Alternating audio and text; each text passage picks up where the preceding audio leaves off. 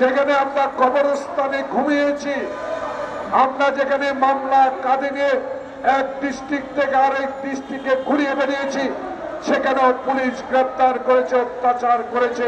এমন সংস্কার করবেন না যে এই সংস্কারে দেশে নির্বাচন দেরি হতে পারে। আমাদের প্রিয় নেতা সহ বাংলাদেশে 40 লক্ষ মামলা দায়ের করেছে শেখ হাসিনা। আওয়ামী লীগ সরকার যেখানে আয়না ঘর বানিয়ে আমার মায়ের বহু সন্তানকে পৃথিবী থেকে চির বিদায় দিয়েছে, আজকে সেই সরকার আর নাই। এখন আছে জনতার বিপ্লবের সরকার, এখন আছে ছাত্র বৈষম্য আন্দোলন। এই ছাত্ররা 2000-এর উপরে রক্ত দিয়ে বাংলাদেশে কথা বলার অধিকার ফেরত দিয়েছে, আমার ভাইদেরকে কথা বলার অধিকার দিয়েছে। এই সরকারের বিরুদ্ধে এখন কথা বলার সময় নয়, এখন কথা বলার সময় সকল মামলা প্রত্যাহার করে দেশ বাংলাদেশের জাতীয়তাবাদী শক্তির প্রাণপুরুষ তারেক রহমানকে দেশে ফিরিয়ে আনা।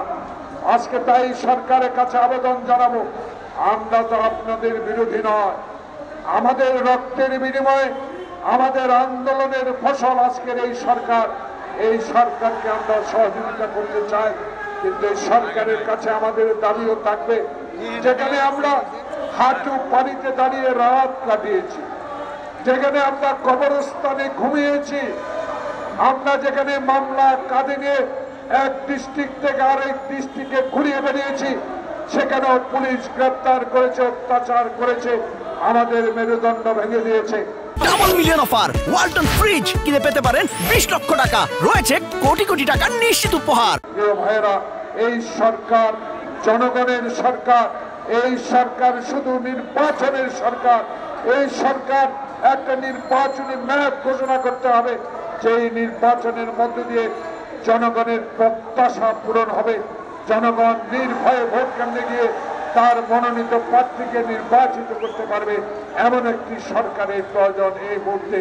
তাই এই সরকারের কাছে আমাদের দাবি থাকবে, আর দেরি নয়, দেরি মানে ষড়যন্ত্র আবার বেড়ে উঠবে, দেরি করা হলে আবার ষড়যন্ত্রকারীরা রাস্তায় নেমে পড়বে, দেরি করলে আবারও ভারত আবার ষড়যন্ত্রের রূপ ধারণ করে শেখ হাসিনাকে যেভাবে আশ্রয় দিয়েছে, সেখান থেকে আবার ষড়যন্ত্র শুরু হতে পারে। বাংলাদেশে যেন সত্যিকার গণতান্ত্রিক সরকার আর না আসতে পারে। তাই তত্ত্বাবধায়ক ইন্টেরিয়াম গভর্নমেন্ট, অন্তর্বর্তীকালীন সরকার, আমরা আপনাদেরকে সমর্থন জানাই।